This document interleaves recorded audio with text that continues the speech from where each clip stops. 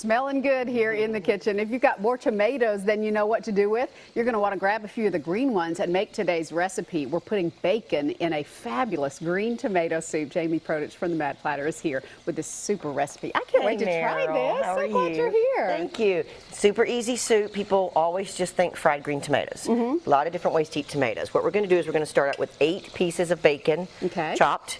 And we're sauteing that in a tablespoon of olive oil. You don't need the olive oil necessarily, but I like it. It gives a richness to it. It gives that little bit of fruity flavor. We're adding a 1.5 cups of shallots. If you don't have shallots, onions are okay. I like shallots because they are a little milder than onions. A 1.5 cups of shallots, a tablespoon of chopped garlic.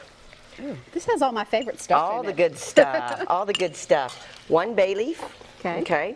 Now, if this was real time, I would cook this until the onions started to become clear. Okay. After the onions oh, can you smell that? Yes. Wow, that smells so good. Okay. After the onions start to become clear, I'm adding a cup of wine. Just a white wine? White wine, cup of white wine, and then 2 cups of good chicken stock. And we make our own chicken stock at the restaurant, of course, and I suggest everybody does that. But if not, get a good stock. And then you're going to take that, incorporate all that, and then 4 to 5 cups of chopped green tomatoes. Now, traditionally, if you were making a red tomato soup, you'd want to blanch the tomatoes and peel them. But the young tomatoes have a soft skin, so they can be emulsified and just incorporated right into the soup. You don't need to peel them at all. You don't need to do anything. You just sit there, and then you're going to put a lid on this. Cook it for 45 minutes. And you can use the big tomatoes or grape tomatoes. We've got these little cherry tomatoes from the garden that we picked at the Mad Platter. These are the big tomatoes. Any kind of tomato that's green is fine to use, okay? Because I have about 500,000 tiny tomatoes. This is a great thing to do before Leland or someone says, hey, it's going to frost tomorrow. Go out and pick all your tomatoes and make a big pot of soup. You can add different flavors to this soup. At this point, I would add salt and pepper. I would test it for salt because bacon can be salty. So you don't want to oversalt. Once this cooks down, you know, say you wanted to go southwestern, maybe add some cumin.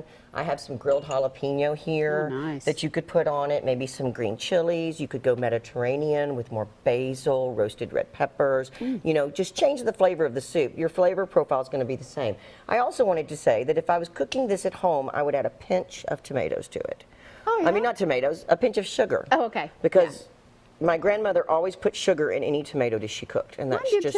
I think it cuts the acid or something. It's not on the recipe, but me at home, pinch of sugar in there. Good idea. Okay. Show us your immersion blender here, because a lot of folks don't have this. Oh, that's here we go. We're dropping some. Hey, this is a Hamilton Beach. Cuisinart makes a brand. I mean, you can pick these up at Kmart. And they're really affordable. I think they're about 20 bucks. They're so easy. You know, if you put this in a food processor, you're going to have to put in a small amount, process it, dump it out. Put in a small amount, process it, dump it out. Or you could let it all cool down. An immersion blender, you just plug it in and right down in the pan. So there's nothing else to Nothing else. I mean, you literally would put it right down in here. This is good for salad dressings. It's a making homemade mayonnaise. I mean, there's a ton of stuff you can do. So if you don't have that, you could use a blender, right? But make sure the soup is cold or don't fill it up, because if you put this hot soup into a blender and you put the lid on it and you emulsify it, it's going to expand. And it will blow the top off the blender.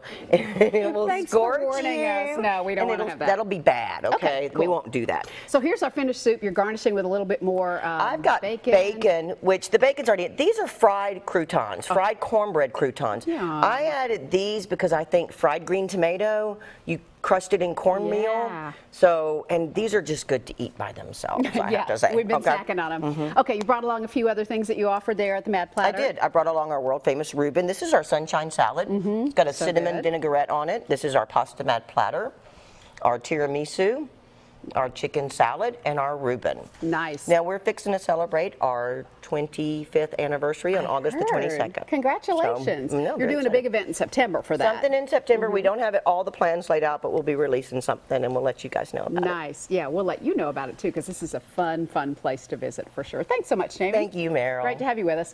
This is recipe number 5222. It's available on our website at newschannel5.com. The Mad Platter is located on 6th Avenue in Germantown.